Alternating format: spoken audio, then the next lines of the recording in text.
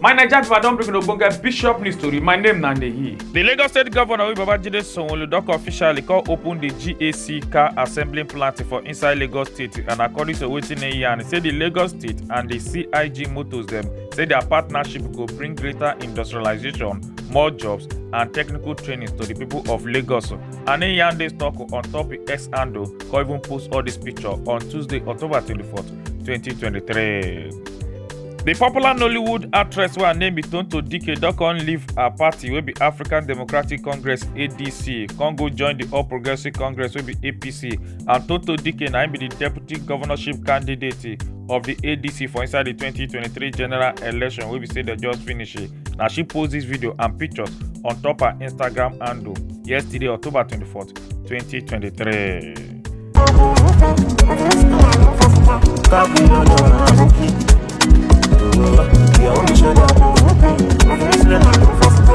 The Southwest governors them on Tuesday, October 24, 2023, don't go visit the Ondo State governor will be Rotimi Akeredolu for inside Ibadan, Oyo State, after when he come back from medical vacation from abroad for inside September, and now from inside Oyo State, Ibadan, now then they work as governor of Ondo State.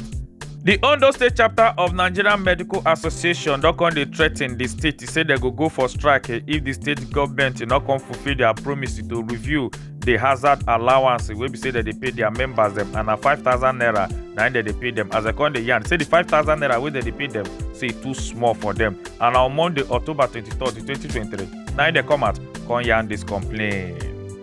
The International Organization for Immigration don come successfully bring back 108 stranded Nigerians for inside Niger Republic, and na the National Emergency Management Agency wey be NEMA na they come out to come yarn this talk on top their X handle October 24th, 2023. As they come talk, say 29 of them na female adults them, 32 of them na male adult, 144 na children, and na 3 babies them still follow them. All of them na they make 108 people them.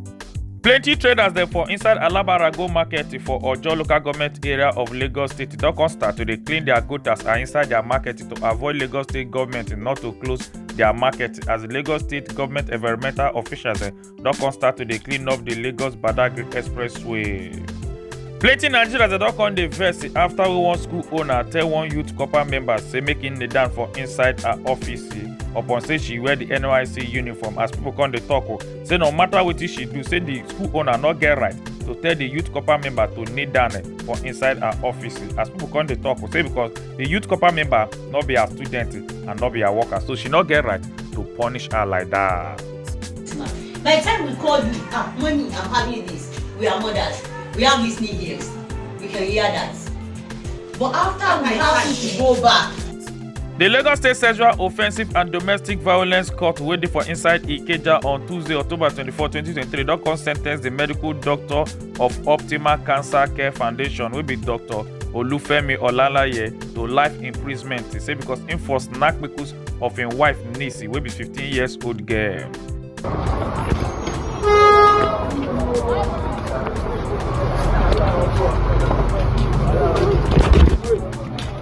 Go. After when the Supreme Court to come out to come here and say that they confused about the 2 letters then where the Chicago State University send about President Bola Ahmed Tinubu's certificate.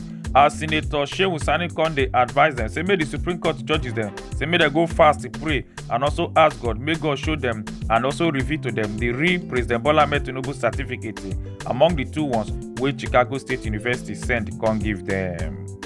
One Nigerian man don come dey vex as he come yarn say on 24th of January 2023, saying go deposit 5,000 euros for inside the domiciliary account for one sterling bank wey dey for Suleiman number 9 Ali Kilo Road for Kaduna branch. As he come dey talk, say later when he come go withdraw the money for inside the sterling bank, na so they come direct and say make him go their headquarters. They say because they not get plenty money for here. When he come go the headquarters to go withdraw the 5,000 euros, then so he go change them to pounds to send am to him friend, so the friend go help and take pay school fees for inside United Kingdom.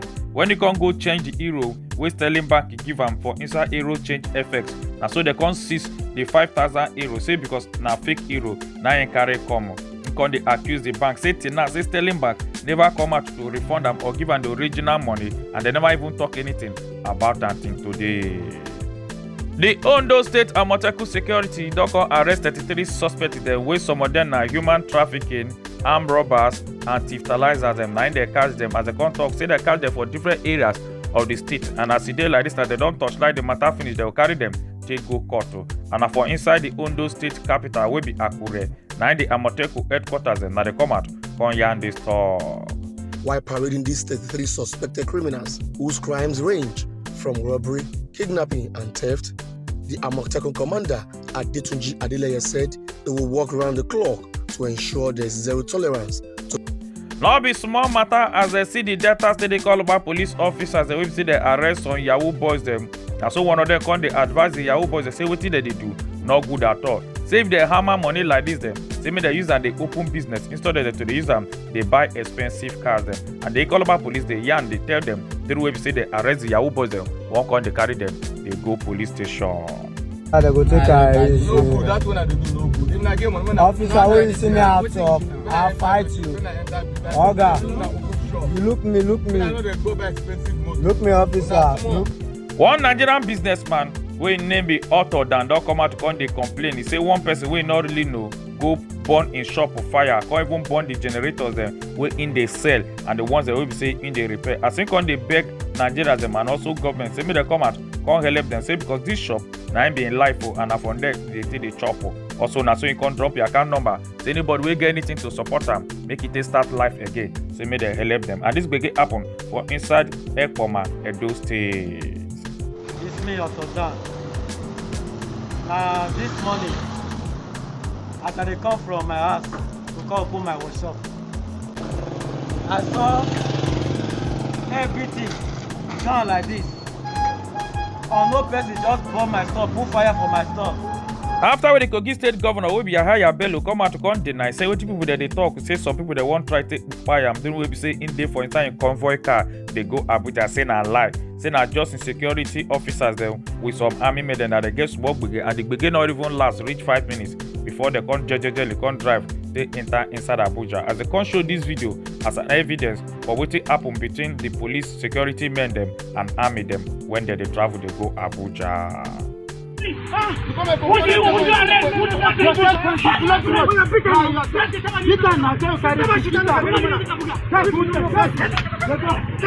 One lady don come dey cry as she come find out say her Bobby don vanish comot for her chest, and na for inside that Kefi market na im this gbege happen. But before now say na men gbola na im dey collect, say but na women Bobby na im dey don dey vanish dey comot. Na we make Nigerian men dem come dey talk say they go protest about this Bobby matter, say because na wetin dey give them enjoyment na im be this. Yes,